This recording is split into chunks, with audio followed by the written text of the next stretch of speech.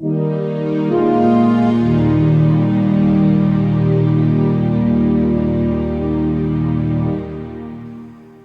I was in Burma, I was hated by a great number of people. This was probably the first time in my life when I was important enough for this to happen to me.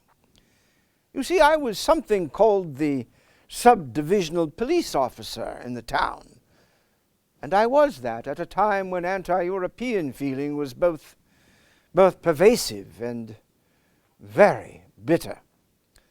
As far as I could tell, the sentiment was also aimless and petty. But this realization didn't make my life any easier at all. The young Buddhist priests were the worst of all. And they were everywhere. There seemed to be thousands of them. And they seemed to have nothing better to do than to stand on street corners and jeer at Europeans. All of this was very perplexing and quite unsettling to me, especially because I had already concluded that imperialism was an evil thing, and the sooner I chucked my job, the better. Secretly, I was all for the Burmans, and I hated my job, truly hated it, more bitterly than I can tell you. Now, I must tell you that in a job like mine, you get to see the empire at very close quarters. I have vivid memories of wretched men huddling in their stinking cages, of the scarred buttocks of those that had been flogged with bamboos. But you see, I had no perspective on any of this. I certainly didn't even know that the British Empire was dying. Nor did I have any awareness at all, none at all, that it would prove to be better than any of the younger empires, such as the Soviet Empire, that have come along since then. All I really knew at the time was that I was stuck between my hatred of the British Empire and my rage at the evil-spirited little beasts who were doing their best to make my job impossible. Then one day something happened that gave me a new glimpse into the real nature of imperialism. My supervisor rang me up to tell me that an elephant had gotten loose in the local bazaar and was ravaging it, and would I please go do something about it? So I picked up my .44 Winchester and set out. I knew that the gun was not big enough to actually kill an elephant, but I thought the noise might at least drive it off. Along the way, local Burmans informed me of the elephant's doings.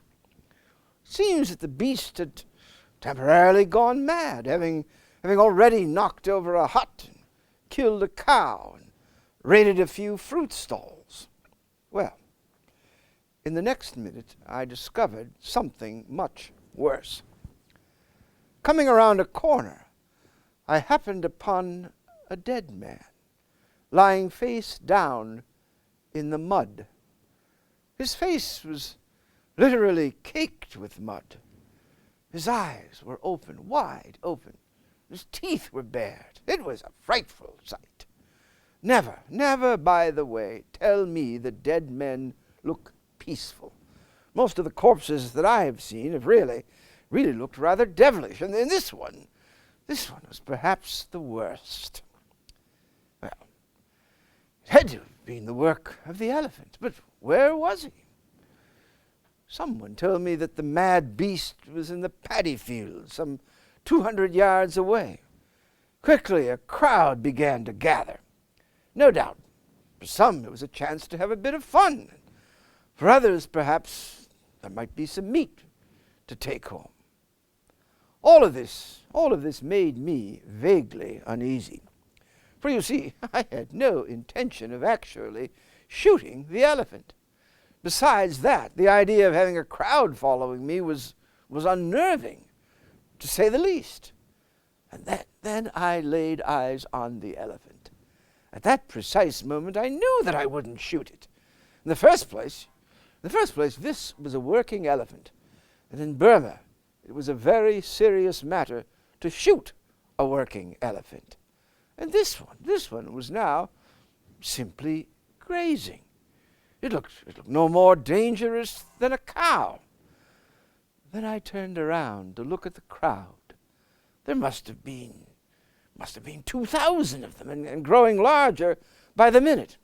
I could see some of their faces. They were faces filled with excitement. At that moment, I knew that I would have to shoot the elephant after all.